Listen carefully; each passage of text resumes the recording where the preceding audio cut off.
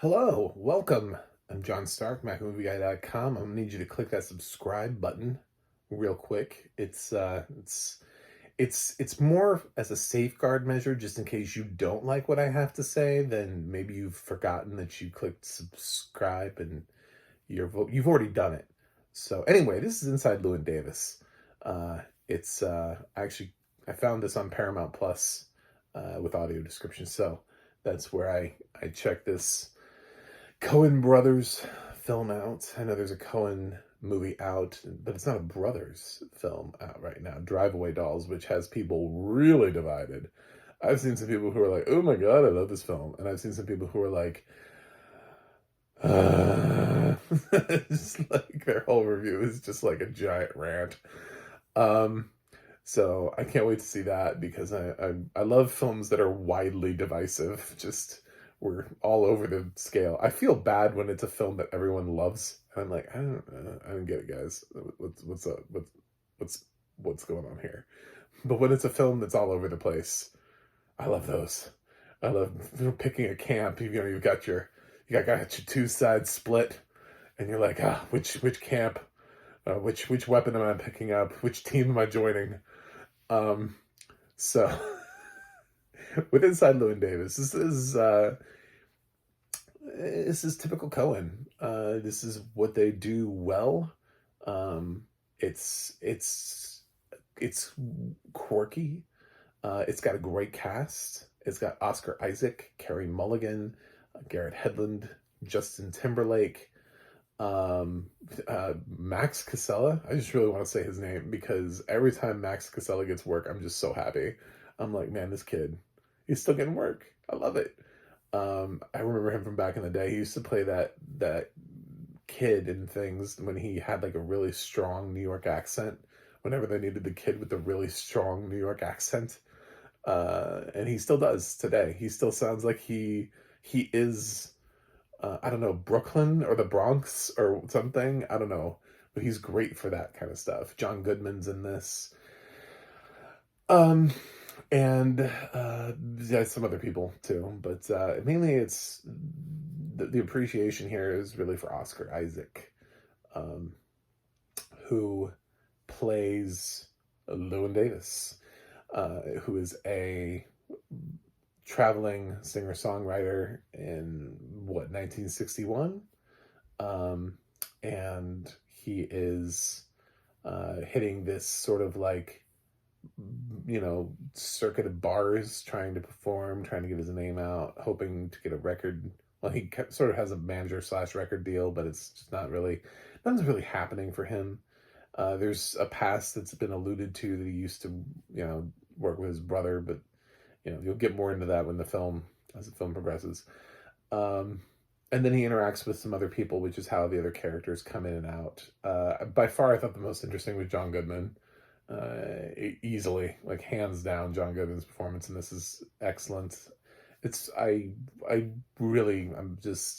think about all the stuff John Goodman has done in film, not just in television, and I don't know how he hasn't been recognized more, or at all, really, for his acting. I hope there's a performance down the line we can give him a nomination for the right director, the right time. John Goodman. It'll likely be a supporting actor performance, so we'll just go say best supporting actor. But I hope it happens at some point because he has a lot of really great roles over the years. Case in point, Coen Brothers' Big Lebowski. It's a great role. So, yeah, he's worked with the Coens quite a bit over the years. I don't always like everything that the Coens do. This, for me, is on the better side of things, though. It mixes what they do with sort of this simple life vibe that you get from a lot of their films. You get, they do a lot of small town drama. They do everything from Fargo to Raising Arizona to Blood Simple. I'm trying to think of all the ones that were. No Country for Old Men is kind of desolate, areas. It's not, they do that kind of stuff really well. Here, I read that it was like the Greenwich Village scene, although I didn't quite pick that up from, to be totally honest. I mean, I get the fact that he's in the city for a while, but I didn't pick up that the entire film is in the city. He goes on a road trip somewhere with John Goodman. He's in a car with John Goodman way too long to be just driving around New York. Just it's no. Um, he goes somewhere. I don't know where, but he goes somewhere. Anyway, yeah, there's definitely some traveling. Um, but when you go into these like small bars and restaurants and stuff, it feels small town. You know what I'm saying? Like the Coen brothers have found out a way to make a film that even if it was set in New York, still feels like it's off the beaten path.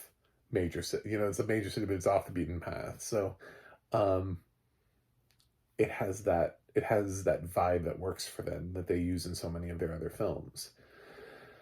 So, yeah, the film hinges on Oscar Isaac, who I would say absolutely is chasing an Oscar. He didn't get nominated for this, but it was a tough year. I think he will at some point, which is why I use the term chasing an Oscar, because that's when I feel like I'm really certain somebody's going to get a nomination. I can't say that about like Justin Timberlake, Garrett Hedlund, John Goodman. I have no idea. I could see them getting nominated with the right performance, but Oscar Isaac is somebody who I've seen performances from him, and it just would surprise me if he never got nominated. He feels like an actor who is picking his roles. When you look at like The Card Counter or A Most Violent Year, he's picking roles so that he can be Oscar adjacent as Oscar Isaac. And I think he will at some point wind up finding his way into a category. This probably got him, close in the conversation. He's good in this. I've seen him better. I really actually liked the thing that he did, Scenes from a Marriage. Is that it? It's on HBO with Jessica Chastain. I think he was opposite Jessica Chastain in that. He's really good in that. Anyway, so I've liked him in some other things a little bit more than I liked him in this, but just because he has such a wide range as an actor. This is nice. It's soft. The music's cool. There's a song about Kennedy. So it feels very period. And yeah, there's jokes about this cat that comes in, and the audio description did a really good job with that. Actually, the audio description is more revealing because we kind of know where the cat came from. So the whole time I was like, that's not his cat. I was like, that's not his cat. He's just carrying his cat around. This random cat. So when the joke reveals itself, I was just like, yeah, I kind of knew that, because didn't it just jump in through the outside window? I mean, I feel like I would have seen that if I was sighted anyway. So obviously it's not like it told us something that we wouldn't have otherwise. It was just funny because I was sitting there the whole time waiting. I was like, why is he carrying this cat around? Like, what is up with this cat? And it was like the world's longest joke. And then it's like, oh, thank God, now we've gotten past this. Now we can move on from this cat joke. Anyway, the thing about the Coen brothers, and this is real. We're just gonna get the real talk of it. Is this the bar really high for themselves sometimes? They have some really fantastic films, some really classic films that, when you go into something like Inside Llewyn Davis, or even something like Drive-Away Dolls, or the other singular Coen work, Tragedy of Macbeth. When they split up and one did Tragedy of Macbeth, the other one did Drive-Away Dolls. When you go into films, some of their work, it becomes really hard to top themselves because they have some really high marks along the way. And it's funny because you can debate what's your favorite Coen Brothers movie, because for people, it's not as simple as just saying Fargo, For a lot of people, is it Blood Simple? Is it Raising Arizona? Is it, I don't think it's not Miller's Crossing. It can't be, right? But Barton Fink, Hudsucker Proxy, Uh, uh, Obviously like No Country for Old Men, Oh Brother, Where Art Thou? Um, yeah, there are several Coen Brothers movies that you hear people just kind of talking about. You're like, oh, that was good. Oh, that was good too. Oh, well, that one was good too. Which one do you pick? I don't know. I mean, I like Big Lebowski. I think Fargo subjectively might be the better film. Um, but then when you go to No Country for Old Men, it's like it's wildly different. It's just pretty much straight up like a thriller, and it's really good. So I don't know. I don't even know what my favorite Coen Brothers movie is. Um, but it's not Inside Llewyn Davis, and it's also not the worst Coen Brothers movie either. There is at least one Coen Brothers movie that just doesn't do anything for me. Um, I and there's one that I grouped because I know other people like it. I threw it up there. One of those films I just mentioned earlier, I don't actually like it. I It's not my thing. It annoys the shit out of me. I can't do it. So, but other people like it, and that's fine. Everybody can have their own opinion about things. So, Inside Llewyn Davis is fine. I totally understand why it wasn't like winning 1,000 Oscars. It's not really the Coen's best work. It's not really their best film. Um, it's not really Oscar Isaac's performance where it's like, oh my God, why wasn't he nominated for this? It's good. I maybe original song. That's about it.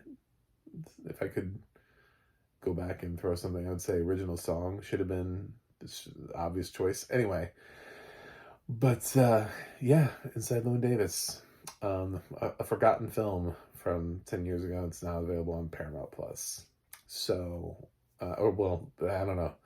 I'm honestly when I do these sort of like older reviews, I'm sort of banking a review for later on. So by the time you see it, it may not be available, but it does have audio description somewhere. So if you're really interested for it, check it out because somebody recorded an audio description track for this. It could be on VOD somewhere. That's the thing about traveling audio descriptions. I can't promise you that it is still where it is when I watched it because it could float. Um, there was some weird thing that Paramount had with Angela's Ashes where they had it on their service with audio description was on like Showtime, but then the deal ended up with it so it was like technically quote Paramount Plus, and then they lost the audio description. It's so weird. It's just like, what is happening? You just moved it from one part of your service to the other, but you didn't keep the audio description. So even within the own streaming service, it's really frustrating. So, who knows? Maybe you'll get it, but the audio description's fine. The film isn't too terribly hard to follow anyway. It's good because of the cat. Honestly, there's a cat in this, and anytime you have something that's a nonverbal like that, that's featured in a lot of the film and is running around, and then somebody has to chase it, I mean, it's just like, you need that sort of. You definitely need a description for those kind of shenanigans, but there are also scenes where we just sit and listen to somebody play music. It's very coffee house like that, where there are extended performances where we listen to like the whole song. It's not just little like glimpses of a song. It's just like, we're here, we're gonna listen to a song now. And those take up long chunks of the movie as well. So, and it's just somebody doing a song, you know? So it's not like you're going to get a whole lot of, nothing changes, you're just, well, we're going to take a break, 3 minutes and listen to the song play. So, and that happens a couple times. So it's not necessarily the most allowing itself to have the most description, but it's nice to have it there because we do jump around from scene to scene. We go to multiple places. As I said, he drives around with John Goodman in a car for a while. So yeah, things happen. Anyway, so in general, I like this film. Actually, I saw this. This was the second look. I saw this back in the day, and it'd been a while. I actually kind of forgot it. I vaguely remember the film, and I was like, I could rewatch that. This is only my second time, and I'm giving Inside Llewyn Davis. I don't know what I give it back in the day. I'm gonna say I'm feeling a B plus here. I think it's good Coen, just not great Coen. Tier two Coen. It's second tier Coen for me. Anyway, thanks for watching. Thanks for subscribing, and hopefully I will see you in something else. I have a website, MacTheMovieGuy.com. You can follow me on X, Twitter, Instagram, Mac the Movie Guy. You can go to the audio description project, adp.acb.org. It'll let you know what has audio description and where you can watch it. And you can go to the ADNA.org. That's the ADNA.org. It'll let you know who's narrating your favorite films and television series. That's it for me today. I will watch something else and see you guys on the other side.